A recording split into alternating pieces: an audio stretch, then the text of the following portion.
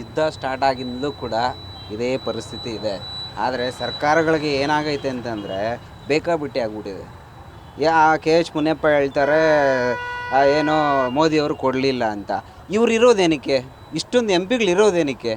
ಈಗ ಆಟೋದವ್ರು ಇಷ್ಟೆಲ್ಲ ಕಾವಲು ಕಾಯ್ಕೊಂಡು ಬೆಳಗ್ಗಿಂದ ಸಂಜೆವರೆಗೂ ಕಾವಲು ಕಾಯ್ಕೊಂಡು ಕೂತ್ಕೊಂಡಿದ್ರು ಕೂಡ ಇವ್ರೇನು ಮಾಡ್ತಾಯಿದ್ದಾರೆ, ಪರಿಸ್ಥಿತಿನ ಏನು ಇದನ್ನು ಸುಧಾರಣೆ ಮಾಡೋಣ ಯೋಚನೆಯೂ ಇಲ್ಲ. ಅವ್ರದ್ದೇನು ಓಟ್ಗೆ ಹೋಗ್ಬೇಕು, ಅಲ್ಲಿ ಹೋಗಿ ಕೇಳ್ಕೋಬೇಕು, ಭಿಕ್ಷೆ ಬೇಡಬೇಕು, ಓಟ್ಗೆ ಹಾಕ್ಸ್ಕೋಬೇಕು.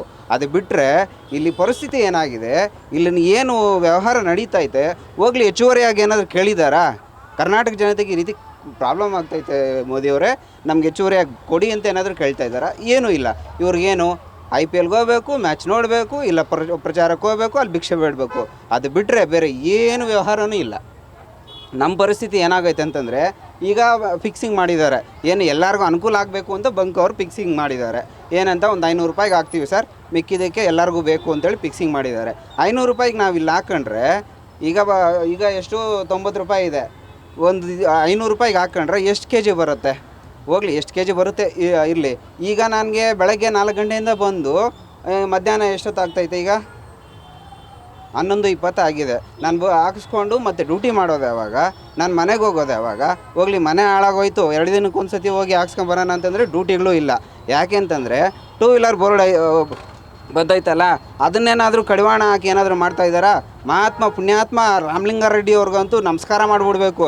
ಹೇಳೋದೊಂದು ಮಾಡೋದು ಇನ್ನೊಂದು ಮತ್ತೊಂದು ಆಗೋಗಿದೆ. ಏನಂತ ಹೇಳ್ತಾರೆ, ಇಲ್ಲ ನಾವು ಮಾಡಿಬಿಡ್ತೀವಿ ಅಂತಾರೆ. ನಿಮ್ಗೆ ಧೈರ್ಯ ಇದ್ದರೆ ಸ್ವಾಮಿ ಹೇಳ್ತಾ ಇದ್ದೀವಿ, ಕೋಪ ಮಾಡ್ಕೊಂಡ್ರೂ ಪರವಾಗಿಲ್ಲ. ಧೈರ್ಯ ಇದ್ದರೆ, ನಿಮ್ಗೆ ಏನಾದರೂ ಮೀಟ್ರ್ ಇದ್ದರೆ ದಯವಿಟ್ಟು 2 ವೀಲರ್ ಆಫ್ ಮಾಡಿ, ಆಯಿತಾ? ಡ್ಯೂಟಿನೂ ನಡೀತದೆ. ನಮ್ಮ ಕಷ್ಟನೋ ಯುದ್ಧ ಇನ್ನೂ ಜಾಸ್ತಿ ಆಗುತ್ತೆ ಅಂತ ಹೇಳ್ತಾ ಇದ್ದಾರೆ. ಆದ್ರೂ ಪರವಾಗಿಲ್ಲ, ಏನೋ ಒಂದು ಮಾಡ್ಕೋತೀವಿ. ಆದರೆ ಹೆಚ್ಚಾಗಿ 10 ರೂಪಾಯಿ ತಗೊಳ್ಳಿ ಅಂತ ಹೇಳ್ತಾ ಇದ್ದಾರೆ. ಏನು ಇವ್ರ ಅಪ್ಪನ ಮನೆಯಿಂದ ತಂದು ಕೊಡ್ತಾ ಇದ್ದಾರೆ ದುಡ್ಡ? ಏನು ಸ್ವಲ್ಪ ಆದ್ರೂ ಜ್ಞಾನ ಇರಲ್ವ? ಹೋಗಲಿ, ಟ್ಯಾಕ್ಸ್ ಕಟ್ಟೋದು ನಾವು, ರೋಡಲ್ಲಿ ಇದು ಮಾಡೋದು ನಾವು, ಎಲ್ಲನೂ ನಾವೇ ಮಾಡ್ಕೊಂಡಿದ್ದು ಕೂಡ ಇವ್ರು ಈ ರೀತಿ ನಮ್ಮನ್ನು ಗೋಳೈಸ್ತಾ ಇದ್ದರೆ, ನಿಜವಾಗ್ಲೂ ಹೇಳ್ತಾ ಇದ್ದೀನಿ, ಮುಂದಿನ ದಿನಗಳಲ್ಲಂತೂ ತುಂಬ ಕಷ್ಟ ಐತೆ ನಿಮ್ಗಳಿಗೆ. ಕ್ಷಣ ಕ್ಷಣದ ಸುದ್ದಿಗಳಿಗಾಗಿ ಫ್ರೀಡಂ ಟಿವಿ ಸಬ್ಸ್ಕ್ರೈಬ್ ಮಾಡಿ, ಲೈಕ್ ಮಾಡಿ ಹಾಗೂ ಫಾಲೋ ಮಾಡಿ. ಹೊಸ ಸುದ್ದಿಗಳ ನೋಟಿಫಿಕೇಶನ್ಗಾಗಿ ಬೆಲ್ ಐಕಾನ್ ಮೇಲೆ ಕ್ಲಿಕ್ ಮಾಡಿ.